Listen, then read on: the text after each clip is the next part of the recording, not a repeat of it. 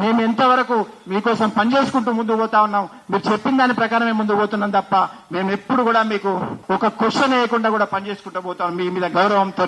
కానీ ఇవాళ చూస్తా ఉంటే మీ వ్యక్తిగత ఎజెండాతోని ఇవాళ మీరు 2 సార్లు ఎంపీగా అవకాశాలు వచ్చినాయి, 2 సార్లు ఎమ్మెల్సీగా అవకాశం వచ్చినాయి. ఇదే సామాజిక న్యాయం పాటించాలనుకుంటే ఏ సామాజిక న్యాయం పాటించాలని మీరు మాట్లాడుతున్నారు? ఇవాళ మీ దగ్గర ఉన్న వాళ్ళు ఎవరికి సామాజిక న్యాయం ఉందో, మీ దగ్గర ఉన్న వాళ్ళు ఎవరికి సామాజిక న్యాయం అయింది? ఇవాళ రాజకీయంగా వారి భవిష్యత్తు లేనిది ఎంతో మంది తెలంగాణ జాగృతి నాయకులు ఇవాళ ఎక్కడెక్కడికి పోయినరు. ఇవాళ మీరు తీసుకున్న నిర్ణయం వల్ల అందరూ కూడా చాలా బాధతో ఉన్నారు. వాళ్ళందరూ కూడా వాళ్ళ జీవితాలు ఈ 18-19 సంవత్సరాలు పనిచేసిండ్రు. వాళ్ళ జీవితాలు ఇవాళ ఏం కావాలి? వాళ్ళకి ఎవరు సమాధానం చెప్తారు? వాళ్ళు ఎక్కడికి పోవాలి? ఇలా మేము మీరు ఏ రాత్రన్నా పగలన్నా ఏ మీటింగ్ అయినా కూడా రాత్రి పగలు మీకోసం పనిచేసినాం. మీరు ఇలా తీసుకునే నిర్ణయం పట్ల మేమందరం కూడా చాలా బాధగా ఉంది. ఇలా మీరు చేసిన పని వల్ల మా జీవితాలన్నీ కూడా రోడ్డు మీద పడ్డాయి. ఇలా మా జీవితాలన్నీ కూడా మేము ఆలోచన చేసుకోవాల్సిన పరిస్థితి ఏర్పడ్డది. కాబట్టి మీరు ఏ నిర్ణయం మీరు చెప్పిన అన్ని కూడా పనిచేసి మీకు గౌరవంగా మర్యాద ఇచ్చినాం. కానీ మాకు దక్కవలసిన మర్యాద కానీ మాకు దక్కవలసినటువంటి ఏ విధానాలు కానీ మాకు దక్కలేదు. ఇలా ప్రతి ఒక్కరు కూడా గుండెల్లో బాధ ఉంది. ప్రతి ఒక్కరు కూడా ఆలోచనతున్నారు. ఇంకా చాలా మంది జిల్లాల నుంచి రావాల్సినది రాలేకపోయినారు. వాళ్ళు కూడా ఆలోచనలో ఉన్నారు. ఇలా ఏం చేయాలి మేము? ఇలా మేము మొన్నటి వరకు ఇక్కడ పనిచేసినాం. ఇలా మా పరిస్థితి ఏంది? వాళ్ళు ఇలా బాధతో వాళ్ళ కుటుంబాలతో చర్చ చేస్తా ఉన్నారు. వాళ్ళ కుటుంబాలతో బాధపడుతున్నారు. ఇలా మా అందరినీ కూడా నని రోడ్డు మీద నిలబెట్టి మీరు ఇలా వేరే ఇలా బీసీ విషయం మాట్లాడుతా ఉన్నారు. అసలు తెలంగాణ జాగృతి అనేది పక్కన పోయింది. ఇలా నేనేం అడుగుతున్నా అంటే అసలు తెలంగాణ జాగృతి టీఆర్ఎస్ కోసం పనిచేసే కేసీఆర్ కోసం పనిచేసే తెలంగాణ జాగృతి మేమందరం అసలు పనిచేయాల్సిన వాళ్ళందరం కూడా బీఆర్ఎస్ కోసం పనిచేసే తెలంగాణ జాగృతి ఇక్కడ ఉన్నది. మీరు ఎవరి కోసం పనిచేస్తుండ్రు?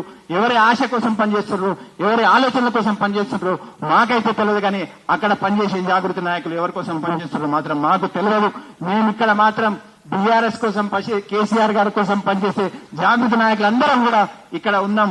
అదేవిధంగా కేసీఆర్ గారి కోసం పనిచేస్తాం. కేసీఆర్ గారికి ఎప్పుడు చెప్తా ఉండే ఏ నిర్ణయం తీసుకున్నా ఖచ్చితంగా తెలంగాణ ప్రజల కోసం, తెలంగాణ ప్రజల ఆశల కోసం, తెలంగాణ ప్రజల అవసరాల కోసం నిర్ణయం తీసుకుంటా. ఆ నిర్ణయానికి సార్ తీసుకున్న నిర్ణయానికి మేము కట్టుబడి ఉంటాం.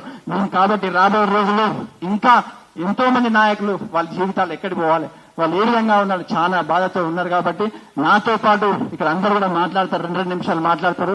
కాబట్టి నేను చివరిగా మీ అందరికీ తెలియజేసేది ఏంటంటే ఇలా మీకు ఒక చిన్న ఎగ్జాంపుల్ చెప్తా.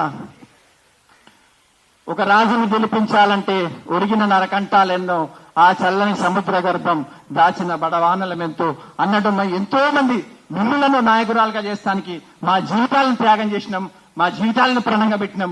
కానీ ఇలా మీరు ఎక్కడున్నారు? ఇలా మేము ఎక్కడున్నాం? మా పరిస్థితి ఏంది? అగమ్య గోచరంగా ఉన్నది. వాళ్ళందరూ కూడా సమాధానం చెప్పాల్సిన పరిస్థితి ఉంది. కాబట్టి ఖచ్చితంగా కేసీఆర్ గారు తీసుకున్న నిర్ణయం ఇలా పార్టీ ఎటుపోతే ఏందన్నారు? పార్టీ ఎటుపోతే కాదు, పార్టీకి 60 లక్షల మంది ఉన్నారు.